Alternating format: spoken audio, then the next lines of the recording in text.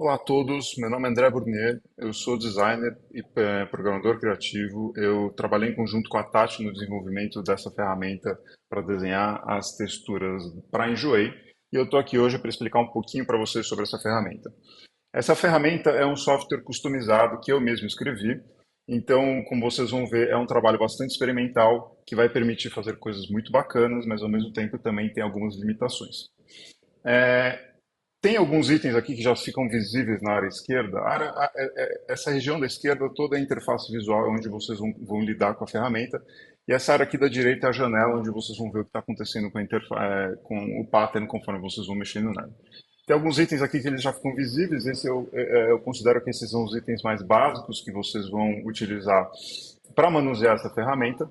E aí aqui dentro você tem algumas abas que ficam fechadas, mas tem configurações mais avançadas, vamos dizer assim, para você configurar o seu pattern e exportar o seu pattern.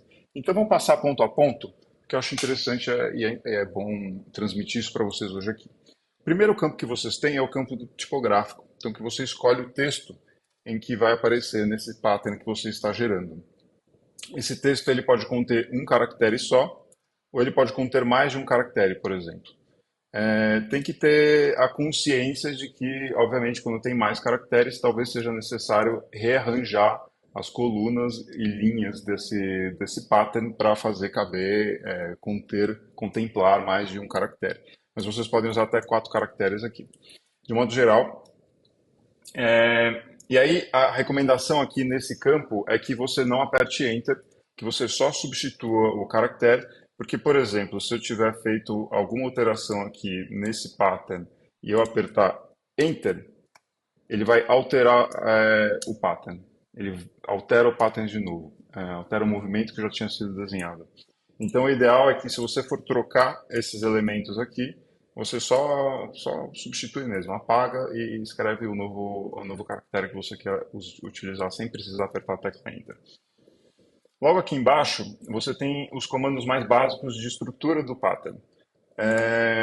Por exemplo, você pode definir o pattern como linha, como ele já está aqui, ou você pode definir o pattern como um círculo, ou no formato espiral também.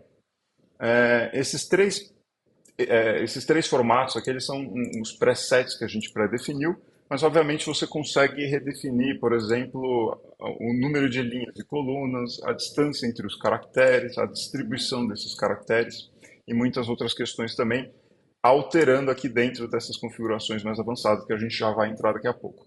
Mas só para vocês entenderem essas configurações mais básicas, se você quiser, você pode simplesmente apertar algumas vezes aqui até chegar numa configuração que seja interessante visualmente, que você considere que seja interessante visualmente. E aqui é importante ressaltar que essa ferramenta ela exige que você, usuário, faça uma curadoria do que está saindo, para ter certeza que o que está saindo está em acordo com tudo que está no Brand Center. Porque ela também gera resultados que não estão talvez tão de acordo assim com o Brand Center. Então aqui para seguindo aqui na lista de itens. Tem aqui esse botão que é muito importante, que é se você, obviamente, não for fazer o padrão em movimento, você for fazer o seu padrão estático, faz sentido você trabalhar nele com o padrão estático. E aí, a partir daqui, você consegue, por exemplo, visualizar essas variações de padrão com ele estático e não com ele em movimento. Né? Você pode usar até esse recurso para fazer ele parar, né, a animação no movimento, no momento certo, mas aí você consegue visualizar e alterar ele de maneira estática. E aí, obviamente, isso vale para todos os formatos. Eu vou manter aqui ligado o padrão em movimento só porque eu acredito que fica mais interessante visualmente para mostrar para vocês as variações todas que a gente vai ver agora. E aí aqui vocês têm dois botões para definir o movimento. E aí esses são botões de presets, óbvio. Você pode definir o movimento manualmente também. Mas quando você clica nesses botões, ele define os presets de movimentos. Então aqui a gente tem primeiro os movimentos lineares. Então, nos movimentos lineares, você tem uma variação de ângulo, por exemplo, você tem uma variação de posicionamento, você tem uma variação do peso, né, dos caracteres, tudo isso está acontecendo, tamanho também, então aqui você está vendo que em algum momento o caractere fica bem pequenininho. E aí, ao contrário, aqui parece que o caractere está crescendo. Mas sempre nessa variação linear, a gente tem esse movimento que ele sempre é bem claro, né? Que ele começa em um canto e vai até o outro. Então ele começa em um canto e vai aqui na diagonal para o outro. Ele sempre tem esse aspecto linear do movimento, da linearidade desse movimento. Quando você clica no movimento aleatório, essa linearidade não existe mais. Ele realmente gera um movimento novo aleatório. Muitos desses movimentos novos aleatórios eles são muito caóticos e alguns surgem algum tipo de padrão de organização neles. Mas é realmente aleatório, não tem muito como controlar o que acontece aqui. Mas é um botão que é muito gostoso de ficar clicando muitas vezes, porque você vai encontrar muitas coisas que visualmente podem ser interessantes porque você está tentando alcançar. Eu recomendo bastante brincar com esse botão, porque ele é muito divertido. Eu vou voltar aqui para sem movimento, porque fica menos caótico para a gente visualizar. Então, se você clica, né, de novo, então eu cliquei aqui, estou em algum movimento aí, eu cliquei aqui, ele já volta para o sem movimento também, a mesma coisa para o circular. E, obviamente, esses movimentos aleatórios e lineares também funcionam com o padrão espiral ou o padrão circular. Obviamente, cada um tem suas características, cada um desses padrões vai gerar tem aspectos diferentes uns para os outros, mas todos eles também contemplam essa ideia de ter movimentos lineares aleatórios. Então, eu vou começar a entrar aqui agora nos campos mais avançados, vamos dizer assim, para você conseguir customizar o seu padrão para deixar bem do jeitinho que você quer. Aqui você tem várias opções mais avançadas. Vocês vão ver que algumas delas, por exemplo, a disposição aqui, você pode alterar manualmente a disposição também, ou você pode alterar por aqui em cima. Então, quando você clica assim aqui em cima, você está basicamente pré-definindo alguns valores de alguns campos aqui para chegar num resultado que seja interessante, vamos dizer assim, visualmente. E aí você pode, depois que você selecionou o seu preset, você pode alterar aqui. Então, vamos supor, eu quero, é, antes de mais nada, deixa eu explicar esse item aqui do raio circular espiral. Isso aqui é quando você está no modo circular ou espiral, de repente você quer conseguir ver o seu círculo inteiro, por exemplo. Ou ao contrário, você quer que esse círculo ele sangre bastante da tela. Então você, com esse controle aqui, você consegue selecionar qual que vai ser o raio inicial, vamos dizer assim, né, desse círculo ou dessa espiral. E aí serve também para você conseguir ajustar na sua tela, se a sua tela for um pouco menor, um pouco maior, para fazer caber direito no seu campo de visão. Então isso aqui é um controle importante de ressaltar. E aí, quanto aos outros controles aqui, a gente tem linhas e colunas, por exemplo, se você quiser fazer um grid com 5 linhas, 5 colunas e 3 linhas, você consegue pré-definir todas essas questões aqui. A mesma coisa para a distância, então a distância entre elas na horizontal e na vertical, então você consegue também definir aqui.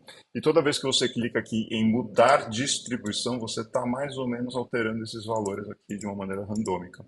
Basicamente isso que ele está fazendo. Fora isso, o que ele faz aqui é espelhar esses elementos. O A aqui, por exemplo, não tem um espelhamento, mas eu vou fazer com o B, que fica mais claro. Ou talvez eu vou fazer com o K, que fica mais claro ainda. Você consegue fazer espelhamento das letras. Então vamos supor, eu consigo espelhar todos os caracteres na vertical, consigo espelhar na horizontal agora. E aí você consegue, por exemplo, fazer cada linha em uma direção, ou cada coluna em uma direção. Ou você consegue fazer de xadrez, por exemplo, cada elemento numa direção diferente. Isso também vale, obviamente, para quando você está no elemento, é, é, como fala? Os elementos circulares e espirais. Isso. Então você também consegue linha a linha, coluna a coluna e de uma maneira xadrez. E aqui tem um controle muito importante que é a duração do ciclo. A duração do ciclo, ela define quanto tempo demora para o caractere sair de um estado e, pro outro, e voltar para o estado original dele. Quanto tempo demora para ele passar pelo ciclo dele. Então, por exemplo, se eu botar 1 segundo aqui, você vai ver que vai ficar bem rápido, que está durando 1 segundo só o ciclo deles. Se eu botar 5 segundos, ele fica bem mais devagar. Se eu botar 10 segundos, por exemplo, ele vai ficar super devagar. Então você, com esse controle aqui de tempo, você consegue definir quanto tempo demora o ciclo e quanto tempo, qual vai ser meio que a velocidade do movimento que você está gerando.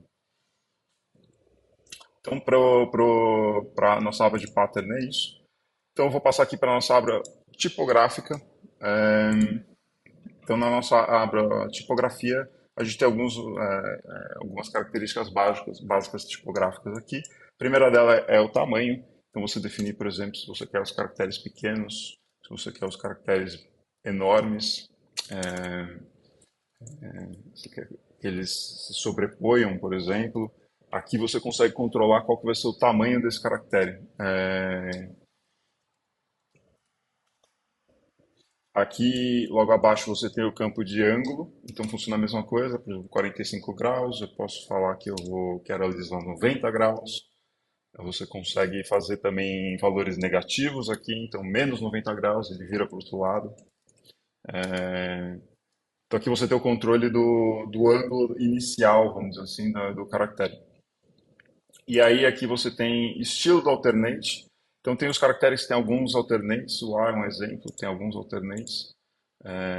Eu não tenho a lista completa de todos os caracteres que tem em todos os alternates aqui. E você também consegue definir qual o mínimo e o máximo no peso da fonte. Então aqui, por exemplo, o peso da fonte menor está no light e o maior está no black, ou seja, está passando pelo espectro completo aqui da fonte dela. Eu vou, por exemplo, limitar para o medium. Então ela vai do light até o medium. E se eu quiser, por exemplo, que ela fique só no medium, eu boto o mínimo como medium e o máximo como medium, e aí ela fica estática no medium, ela não se move mais. E aí, se eu quiser do medium até o bold, então você aqui consegue definir qual o mínimo e o máximo do espectro da fonte variável que vai ter a variação aqui na sua animação. Outra coisa que você consegue fazer é alterar as cores. Então aqui na aba de cores, você consegue escolher outras variações de cores, mas aí é importante lembrar que, de novo, respeitar o Brand Guide para escolher combinações de cores que estejam previstas. Você também consegue, por exemplo, botar uma cor customizável aqui. Eu vou botar, por exemplo, preto e vermelho, mas, de novo, seguir o padrão de cores do Brand Guide. E aí você consegue, nesses campos aqui, alterar as cores. A gente tem esse campo do movimento. E é esse campo movimento aqui que a coisa começa a ficar um pouco mais interessante. Porque aqui você define o movimento do caractere. Então, por exemplo, eu vou selecionar aqui está no modo parado. Então, nesse modo, os caracteres não se movem. Deixa eu voltar para o padrão para ficar mais fácil de visualizar. Modo parado. Se eu, por exemplo, fizer um movimento lateral, então você está vendo que cada um desses caracteres anda um pouquinho para a direita e volta para uma posição original. Anda um pouco para a direita e volta para a posição original. Eu posso fazer esses caracteres andarem mais para a direita, por exemplo, aumentando o tamanho do movimento. E aí você tem um movimento, eles andam bastante para a direita e depois volta para o original. É um movimento bem largo. Ou eu posso fazer um movimento bem delicado, alterando aqui o tamanho do movimento. E aí eu consigo também definir a direção desse movimento. Então aqui eu estou no movimento horizontal, eu consigo fazer um movimento vertical, por exemplo. Então os caracteres agora estão andando de cima para baixo. Também a mesma coisa, eu consigo aumentar esse tamanho para fazer eles andarem bastante para cima e para baixo, ou de repente só um pouquinho. E aí eu tenho as diagonais, uma diagonal, eu tenho outra diagonal, e eu tenho esse randômico aqui, que ele aponta para qualquer lugar. Então é randômico. Cada vez que você clicar aqui, ele vai escolher uma direção aleatória e vai apontar para uma direção aleatória. Tem esse botão aqui para inverter a direção. Esse botão de inverter a direção ele existe para o caso do circular. Se você estiver fazendo, por exemplo, um movimento vertical no circular, você pode. Aqui ele está entrando para dentro, né? Fica no movimento vertical. Se você inverter a direção, ele começa a expandir para fora. E aí, de repente, o desenho pode ficar mais bonito assim, se você achar que é esse o caminho. Então, A inversão de direções ela é muito útil aqui para o circular e para o espiral. Para as linhas, não é tão relevante, vamos dizer assim, não muda nada a inversão da direção. É, a variação entre os tamanhos. Variação entre o tamanho é relação assim. Então, a gente tem dois momentos o tamanho tipográfico. Um momento ele é 100% e a gente define qual que é o outro segundo tamanho. Então, se a gente quiser, por exemplo, reduzir em algum momento para 50% do tamanho, eu usando aqui 50%, em algum momento da animação ele vai virar 50%. Eu posso reduzir isso para, sei lá, 10%, aí em algum momento você vê que ele fica bem pequenininho. E esse momento ele é escolhido randomicamente, né? Você tem algum controle de poder alterar, mas o programa ainda joga alguns dados aqui para definir exatamente em que momento que vai ficar menor, em que momento vai ficar maior.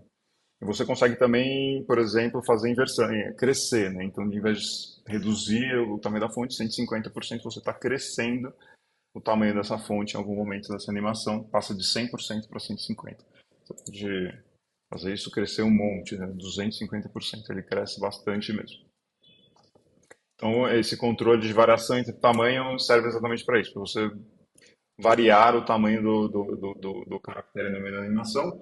E a mesma coisa acontece na variação de rotação. Então, se eu falar que vai rotacionar 45 graus, ele, em algum momento da animação, ele rotaciona 45 graus. Eu posso combinar esses dois, né? Então, sei lá, 150%, eu rotacionar 25 graus, aí mais o movimento, mais tamanho de movimento, por exemplo, editar. Você já tem aqui um movimento um pouco mais complexo, que é exatamente o que acontece quando você clica, por exemplo, no movimento linear aqui.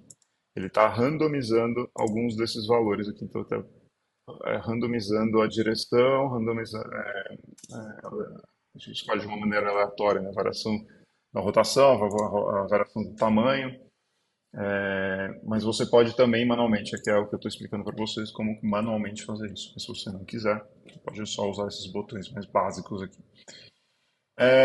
Então, saindo dessa aba movimento, a gente tem direção do movimento.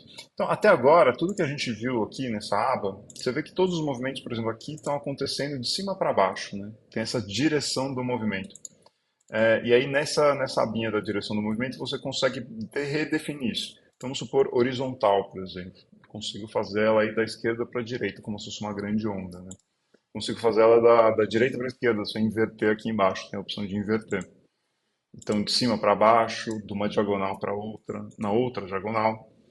E aí tem essa versão aqui que é a versão randômica, que gera aqueles patterns não tão lineares, vamos dizer assim, que gera esses efeitos visuais. E agora que eles estão parados, a gente consegue entender um pouco melhor como esses efeitos funcionam, né? Como qualquer... Mas quando você bota tudo isso em movimento, que é o que começa a gerar, né, alguns padrões visuais, né, mais interessantes. Então, é a combinação dessa direção do movimento com o movimento, é, que é randomizado, né? Quando você clica aqui no aleatório ou no linear, de alguma maneira, randomizado não, tem o preset, né, que é pré-definido, mas é a combinação desses fatores todos aqui que culminam, vamos dizer assim, nesses movimentos aqui que vocês estão vendo. Então, você consegue, por exemplo, jogar alguns dados aqui, clicar algumas vezes, encontrar um padrão que te interessa. E aí, a partir desse padrão, você altera um pouco. Você fala, eu quero que você rotacione 90 graus. E aí ele vira um pouco, ele vai virar um pouco outra coisa, que é interessante também. Você randomizar um pouco e brincar em cima dessa randomização que você gerou, para fazer o padrão exatamente do jeito que você acha que tem que ser. E aí, por fim, na última aba aqui, a gente tem a aba de exportar, que é provavelmente uma das abas mais importantes também do programa. A primeira opção aqui na aba de exportar é para deixar ela preto e branco. A opção de deixar preto e branco é para você salvar como se fosse uma máscara e levar para algum programa de edição de vídeo e usar esse arquivo como máscara para você pintar, para você usar as cores de uma maneira um pouco mais precisa. Qual que é a questão aqui? O MP4, a partir desse software customizado nosso, ele não tem uma precisão de cores tão precisa assim. Então, o ideal é vocês ou usarem a máscara ou usarem alguns dos outros formatos que não sejam MP4 para quando vocês quiserem fidelidade de cor. Então a opção de máscara aqui ela entra exatamente para isso, para como uma opção de salvar um vídeo para ser usado como máscara num software de edição de vídeo. A segunda opção é salvar sem fundo, é para quando você for salvar ou PNG ou SVG, você quer salvar sem o fundo, você vai selecionar essa opção e ele vai salvar com fundo transparente. E essa terceira opção aqui é para você visualizar onde está o crop, onde está cropando nessa sua tela aqui o vídeo. E aí você já vê também o formato do vídeo, como que ele entra. Você consegue, por exemplo, nessa tela, reduzir o formato do vídeo ou reposicionar ele. Você consegue escolher o crop que você quer exatamente. E aí aqui embaixo, logo embaixo dessa opção, tem a opção para você definir o formato, por exemplo. Então eu vou definir aqui um formato quadrado, ele vai mostrar já a minha tela no formato quadrado. Eu escolho o crop exatamente que eu quero, e aí eu vou salvar um PNG.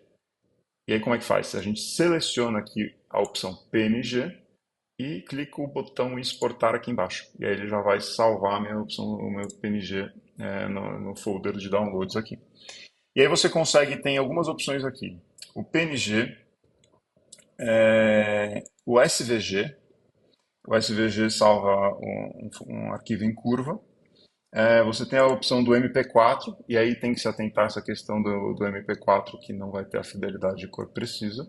A gente recomenda salvar ou PNG, os frames em PNG, ou salvar em WebM.